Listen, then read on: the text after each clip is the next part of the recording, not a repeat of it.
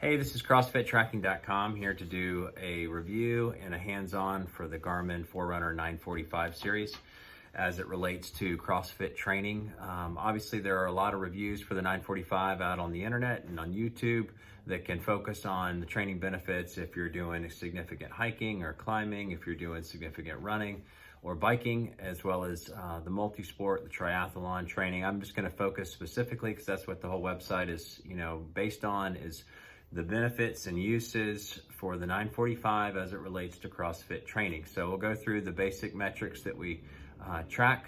Number one, just fit and functionality for a workout. I found it to be, non-intrusive. Overall, the size of the watch, and you'll see that in the hands-on that'll come a little bit later in the video.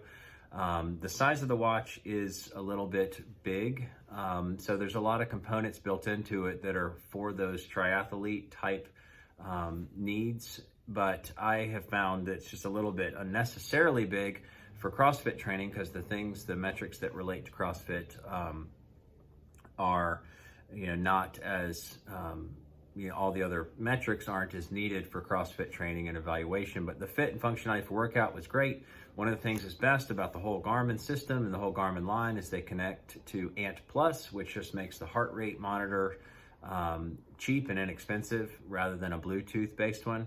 So I've been using an Ant Plus Garmin. I haven't changed the battery in 2 years and it's been fantastic, and it gives you the accurate heart rate, which flows into your training effect, which is just the overall exertion level of the workout.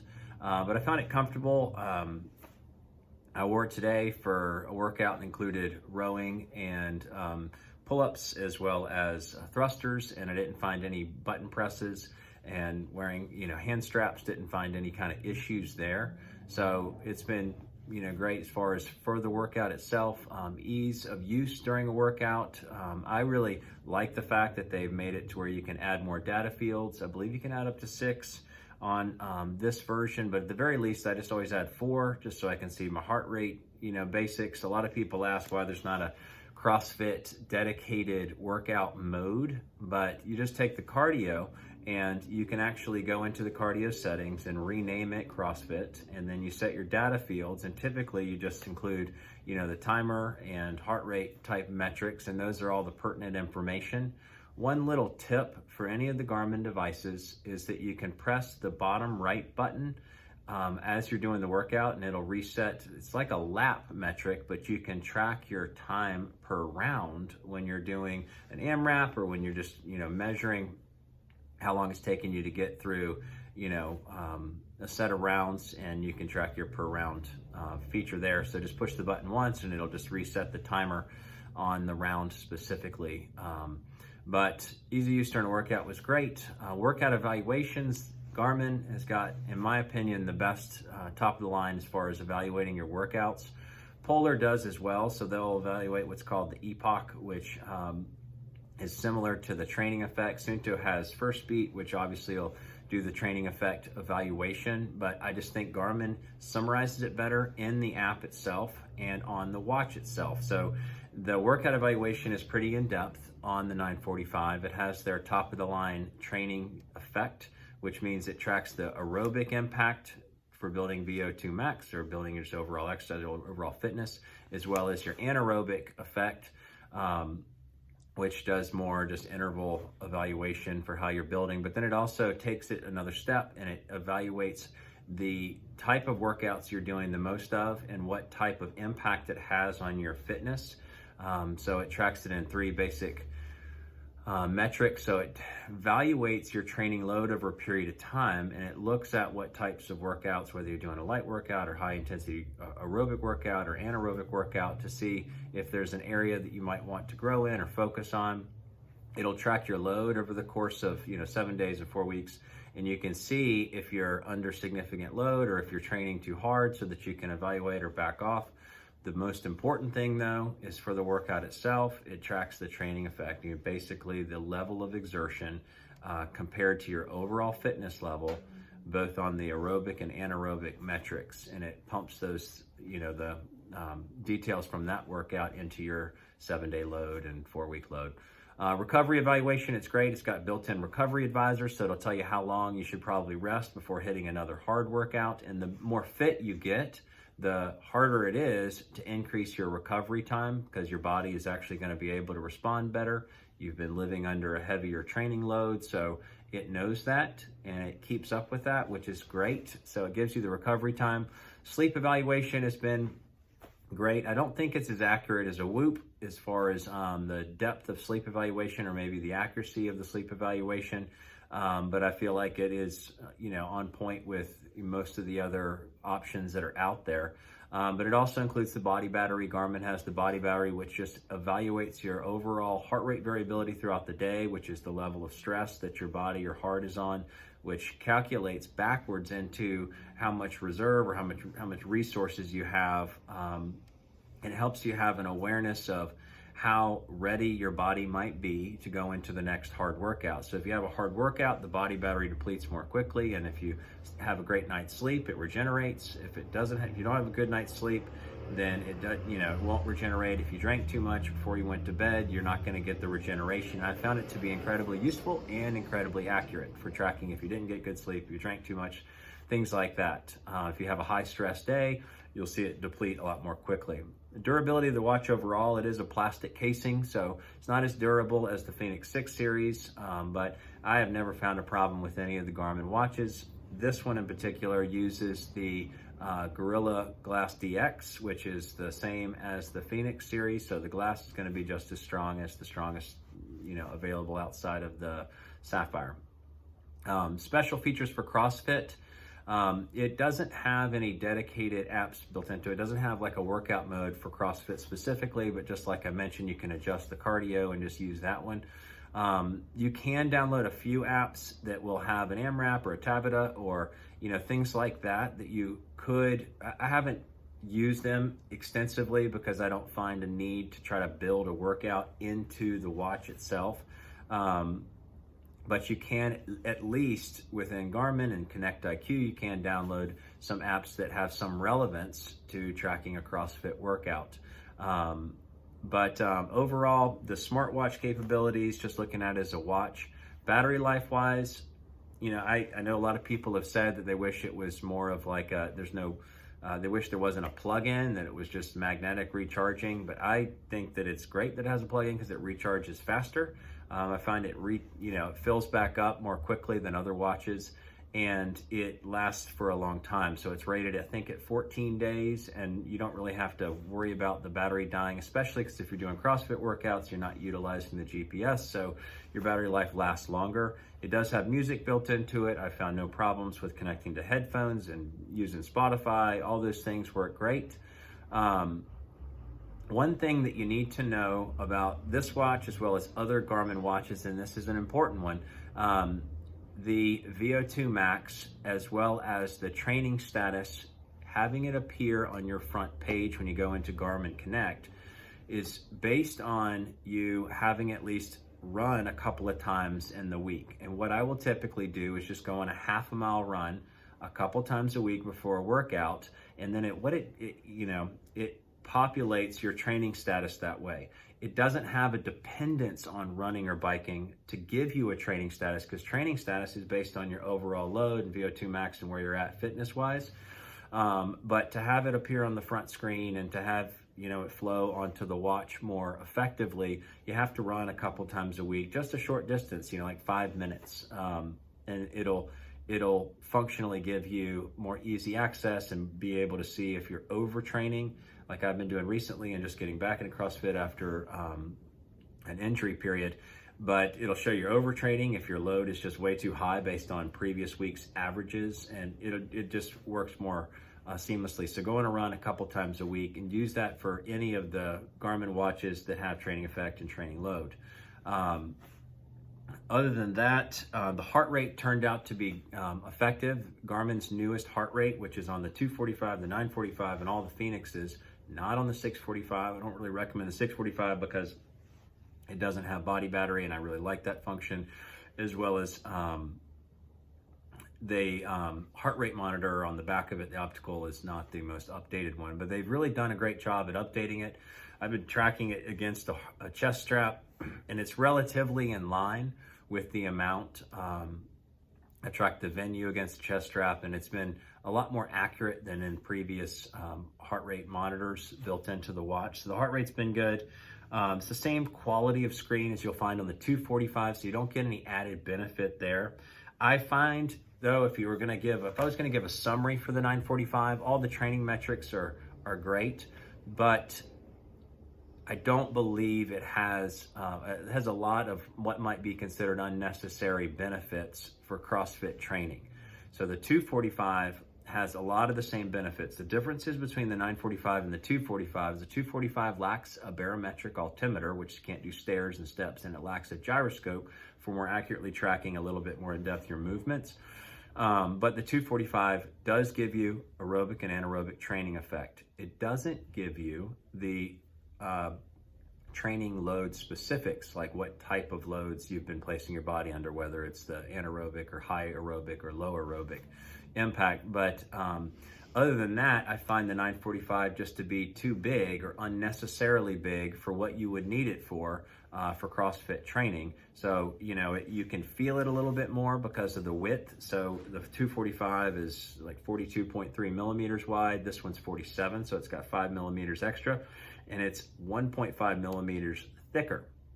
Obviously, you get great battery life, and you get those other training load specifics, but otherwise, I don't find it to have excessively more benefit for truly CrossFit training over like the 245. But that's the basic overview. Obviously, it's in a great watch. It's a big price jump from the 245 at $599, but it does a great job for what you need it to. And I'm going to give a hands-on comparison, or just a hands-on analysis of this in this video now. But I also am going to post a separate video to show you how the screen is just brighter, has better colors than the Fenix 6 series, as I compare it in another video to the 6S. I compare it to the 6S as far as the overall look of the screen and the color quality. CrossFitTracking.com, thanks so much. Hey, this is CrossFitTracking.com with just a hands-on overview of the 945 series from Garmin, the Forerunner. You can see, as I've said in other videos, there's the 1.2 inch screen. I think it's 240 by 240 pixel resolution, but they obviously didn't change much of the screen. There's a large, gap between the screen and the edges of the watch. You have 3 buttons on the left side and 2 on the right. This primarily controls the exercise launch capabilities. This is the back button. These are up and down. This is light, as well as your quick start. The back, you have obviously the newest heart rate monitor system and the quick links, which you can easily swap out straps. I have found a bunch of great straps on Amazon, and so don't pay full price. The thickness, obviously it's a little bit thick. It's thinner than the Fenix 6 Pro, and about the same thickness of the Fenix 6S. But overall, it's a very big 47 millimeter watch. So you will definitely feel a little bit of that size as it begins to pull one way or the other or push against a bone. But looking at the specifics, one of the things, the watch faces, they have a lot of the super boring ones. I think this is set at 50% brightness, but you don't have to worry about, overworking your watch because it's got a great battery life. But the watch faces that they come, just in the package, this is the standard 945 version. Every watch Garmin releases has its own standard watch face.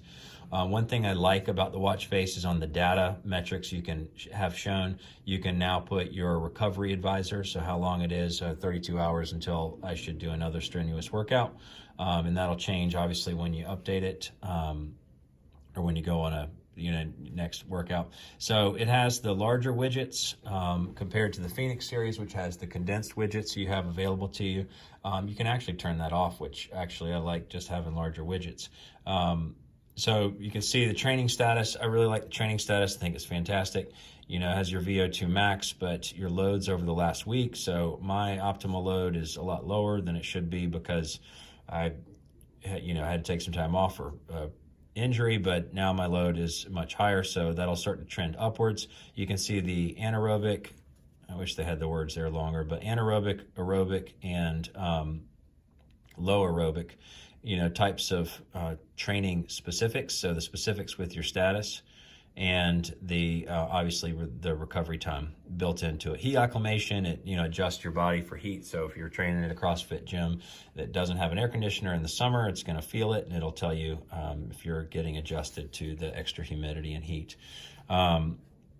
Overall body battery, I've found that to be very effective. These are the primary things that I look at. Don't really track a lot of these type specific details. It does have pulse ox for your sleep to measure your oxygen levels through the night. Obviously you can see a lot. There's the specifics for music, connect to Spotify. That's been easy and no problem. So today I just did a CrossFit workout, included a 1,000-kilometer row plus 75 thrusters, and then I incorporated some pull-up and squat clean EMOM at the end, but you can see the specifics there of what the components of the workout or how it says. So, the training effect that comes through, you can see your anaerobic impact as well as your aerobic impact as well as your anaerobic impact, and it sort of gives it a label. I don't find that to be useful at all. And then you can see down at the bottom what it contributed to your weekly load. So this gave me a load score of 144. And then you can see the specifics there. But this is the most useful part of the watch as it relates to CrossFit training, is evaluating your workout, how strenuous it was, and then, comparing that to your overall training status. It calculates your load and says how much you have been overdoing it. So you can see the load levels. My load levels were super high in the beginning of the week because it was my first time coming back to a CrossFit workout. So it just said, that was very hard on your body, which I felt the next few days. But you got a lot of the basic widgets. I don't really tend to use all of the widgets available. You got a compass, which is useful, I guess, in some ways, but temperature, exterior, the body battery. I haven't been using this actively today, so the body battery hasn't been tracking. Last activity, sunrise, sunset, breathing. You have, and then the hydration I do like and use. You just click the top right button. You can add a quick, set of drinks, but you can go in here and you can add a bunch of different, profiles. You can, obviously for CrossFit tracking, you can take the cardio and go up for the cardio settings, and you go down and you can change the name to something else that says CrossFit. So that's how you set up a CrossFit tracker. You can obviously, I just always track the timer, heart rate, average heart rate, and time of day for the main metric screen. And then you have a couple of other screens you can add. It'll track your heart rate if you just want to see it at any time. And that's the main thing you're watching during a workout. I don't tend to watch much of anything other than heart rate, so I just bounce between these two. And if I have, a tight time schedule, I like to know the time of day. But this is the Garmin 945. You will see in another video that the quality of this screen is one of the better ones that they've released. This one and the 245 both have the same screen, so the same richness of colors and blacks, the same brightness. You can't adjust the brightness on the 245, but here you can adjust the level of brightness, and because the battery life lasts so long, I just jack it up to whatever I want. It obviously gets all the smartphone notifications and does those things. One of the things that I found interesting is that, like I showed in the other video with this Garmin Fenix 6 Pro, it doesn't have the clock setting when you go into your settings. So like down here is all the settings you could ever want. But in this quick launch for the settings, by holding down the middle left, you have your watch face. That's where you change your watch faces. All the Fenixes have, basically a clock. It just says clocks, and you can go in and see your upcoming alarms. You can see a timer, you can see a stopwatch, and then you can see something about, alternate time zone. But this one just has the alarm clock, which is unfortunate. Garmin 945, CrossFitTracking.com. Thanks so much. One thing I wanted to add is just in tracking the impact of the workout, just through measuring the standard optical heart rate versus one attached to a chest strap. So I used the chest strap with the 6S today. You can see that it has a lot of the same components, but this will sort of show you what the, yeah, of course, that's what I did. This will show you the benefit or the quality of the optical heart rate sensor. So you can see it's, same basic time, similar, calories, 550 versus 592. It did track a little high, so it's got 133 beats per minute average, but you can see that the basics of it are gonna be close to the same on the training effect. And then if you go back and you look at all the stats, or let's just look at heart rate, it did track a little bit lower. So it only tracked me at 5 minutes and 13 seconds in the upper heart rate zone, whereas a 10-minute AMRAP, it was going to track a little bit higher. This is actually going to be more accurate. So even though the heart rate average was lower here, you can see it, if it does, you can see that the stats just all somewhat come in relatively the same. So a little bit higher here because in calorie burn, because of the over tracking in the beginning. It basically did an excellent job. The load's a little bit higher here because of that as well. A little bit of higher training effect on both categories there at the same time. But overall, the optical heart rate has been great with the 945. CrossFitTracking.com. Thanks so much.